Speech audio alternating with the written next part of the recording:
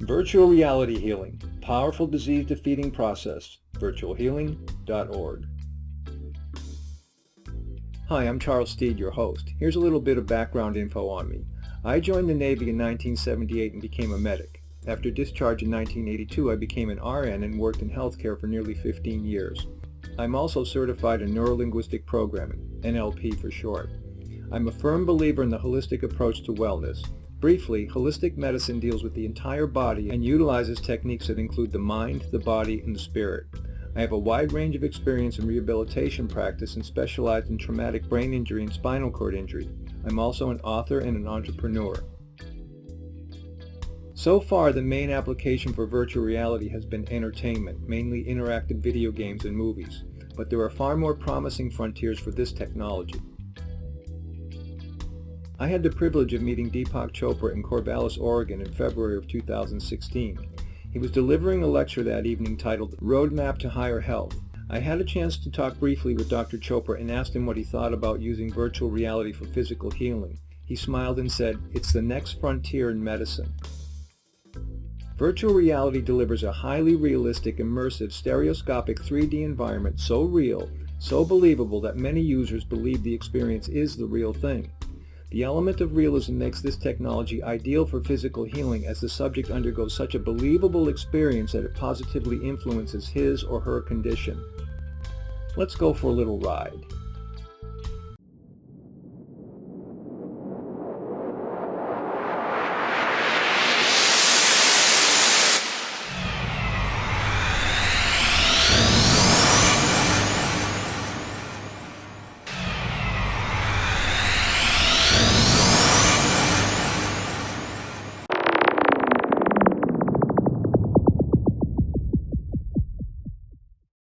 Obviously, we're not going to get the full effect of exhilaration on this small screen, though for most there was at least a slight feeling of motion. The question is, why? And here's the answer. The subconscious mind isn't able to distinguish an actual experience from an imagined or simulated experience. Keep this in mind as we continue. It's the key to the entire process. 10 years ago, I was diagnosed with invasive tongue cancer. I had a tumor on the back of my tongue the size of a robin's egg.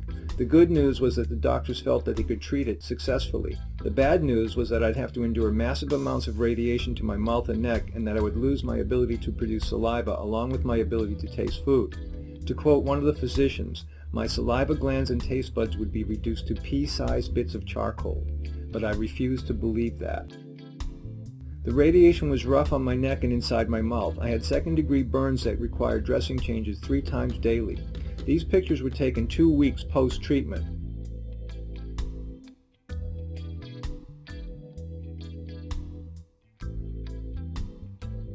A couple of weeks after completing the treatments, I had a doctor's appointment. I still had large burns requiring daily dressing changes. I was, however, making a small amount of saliva and was able to taste certain foods. The doctors had no explanation. They were speechless. They'd never seen anything like it. They asked if I had any idea what had happened. I told them that I'd been visualizing healing. One of them said, "Oh, he's one of those." Apparently he didn't understand visualization. I believed the doctors would be able to eliminate the tumor, though they insisted I'd sacrificed my saliva glands and taste buds. Everything comes back to belief. With a background in various visualization techniques, I chose to believe in a different outcome. I imagined an icy green igloo protecting me from harmful radiation and only allowing in healing radiation. Only healing rays. Every day during radiation therapy, I visualized healing with no adverse effects and believed it was happening. But it wasn't just during radiation treatments. I played the same little healing video in my head hundreds of times during the 7-week experience. I had nothing to lose and everything to gain. So why did I end up okay? Belief. Strong belief is behind all success, whether it's having a successful life or overcoming illness. But not everyone is able to generate the type of belief for the visualization process to be effective. Now, imagine a simulated environment where you can't help but believe you're getting well. You actually take it for granted. And that's where virtual reality comes in. The subconscious mind isn't able to distinguish an actual experience from an imagined or simulated experience. With virtual reality programs specifically designed for healing, I believe we'll be able to create scenarios that will end with positive outcomes. It's our intention to produce VR programs that are so realistic the subject can't help but believe healing is taking place, which is essential to the actual healing itself. All of our beliefs find a home in the subconscious mind. The realistic healing experiences we expect with specially designed VR programs convinces the subconscious mind that healing is taking place. It's about kids. Our primary goal is to create programs for children. The first will be an interactive game for kids with immune deficiencies. Why kids?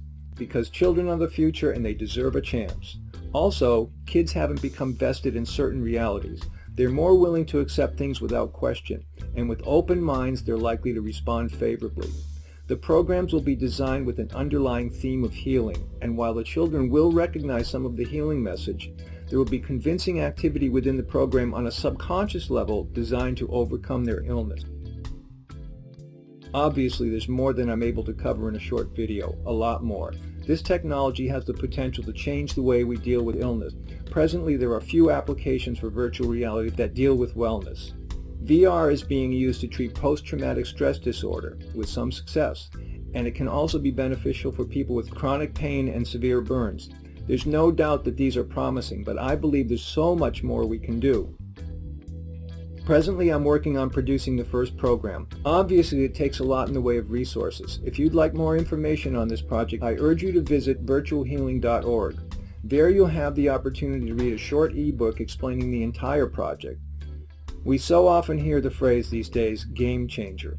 Well, in this context, what I think we can accomplish truly is a game changer. I'm seeking people who would like to get involved in the project. It's possible I'll be looking at financing part or all of the first program with crowdfunding. A successful crowdfunding project requires a great deal of commitment and energy, though I assure you this is for a great cause. I welcome your questions and comments. Visit virtualhealing.org. Thanks for watching.